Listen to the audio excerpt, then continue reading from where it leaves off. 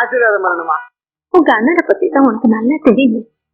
அவன் பிடிவாதம் பிடிச்சான்னா அதை யாராலையும் மாற்ற முடியாது.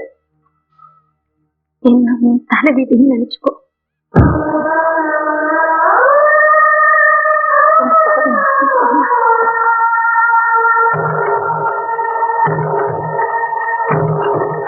தண்ணி காட்டுறானுங்க, டீ தண்ணி காட்டுறானுங்க, பொண்ணை மட்டும் ஜன்னல காட்டவே மாட்டேங்கிறானுங்க.